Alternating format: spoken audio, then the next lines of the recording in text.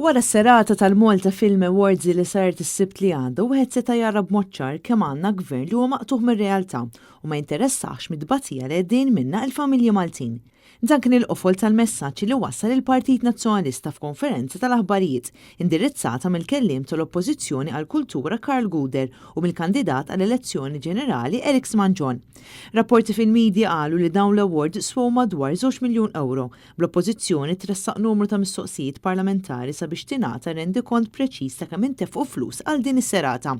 Karl Guder qal li iktar ħaġa li urtat lin-nies huwa l-fatt li dawn l-artisti ilhom jilmentaw għal diversi xhur li din l-industrija tal-films għandha bżonn iktar fondi. Iżda l-gvern flok għenhom iddeċida li jonfoq dawn il-flus kollha f'din is-serata li kienet showcase tal-Gvern Laburista.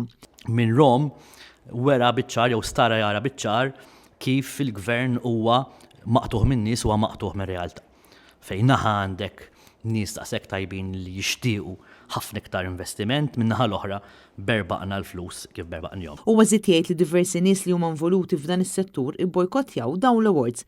Allura huwa ovvju li hemm xi ħaġa ħażina. B'ammont kbir ta' persuni jilmentaw ukoll li matul din is-serata twarbet għal kollox il-lingwa Maltija. Fisem l-Oppożizzjoni nuri l-ewwel qabel kollox is-solidarjetà tagħna tal-Oppożizzjoni lejn in-nies involuti f'din l-industrija, lejn l-artisti u l-commitment tagħna illi la jkun il-Partit Nazzjonalista fil-Gvern naraw illi din l-industrija nieħduha bis-serjetà, ninvestu l-flus li għandna bżonn u dan nagħmluh flimkien b'kollaborazzjoni, b'diskussjoni ma' kull min involut f'dan is-settur.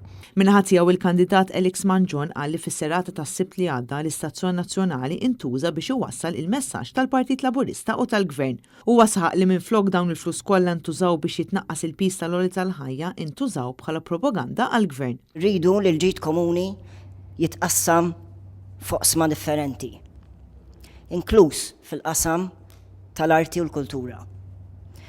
Din hija parti mis-sensiela ta' tberbiq ta' flus, rajna inħallsu persuni sabiex jaħdmu l-kampanja elettorali, il-kirja tax-showroom tal-kmamar tal-banju, il-kuntratt li kellu l-Prim Ministru Robert Abela mal-Planning Authority ta' 17,000 euro fix-xahar waqt li int għaż issemmih għandek biss euro 75 ċentesmu fix-xahar.